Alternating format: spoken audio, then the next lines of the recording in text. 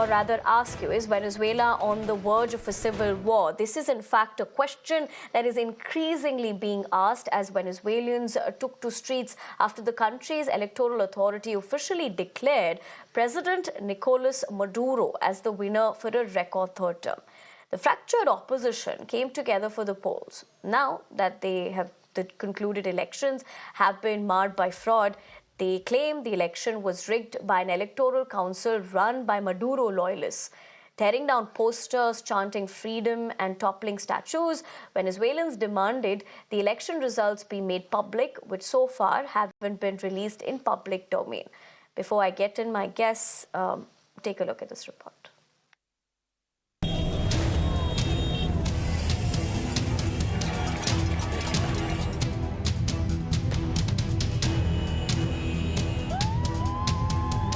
Humble beginnings do not necessarily lead to humble humans. A former bus driver, Nicolas Maduro is once again the president of Venezuela.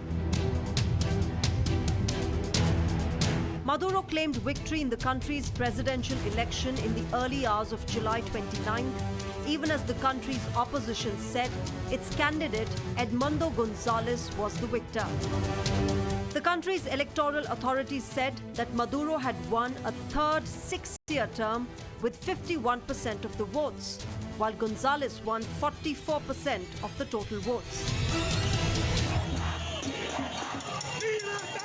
But the opposition isn't convinced.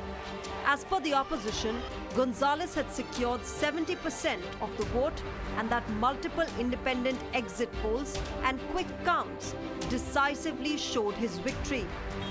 Venezuelans meanwhile took to the streets, protesting against the results, chanting freedom and this government is going to fall, as they clashed with the police and the National Guard. The protesters demand the results be made public. Venezuela's electoral authority has not released the tallies from each of the 30,000 polling stations across the country so far. As the political uncertainty continued to swirl, election observers and leaders from around the world urged Venezuela to release a full breakdown of the election results.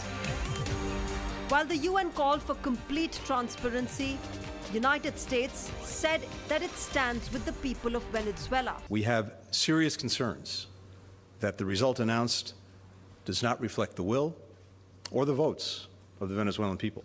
The international community is watching this very closely and will respond accordingly.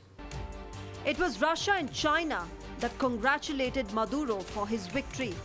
Despite the country's wealth in natural resources, the population has plunged into severe poverty, hyperinflation, and a collapsing currency. What remains to be seen is whether Venezuela will be able to come out of it or fall deeper into a civil war.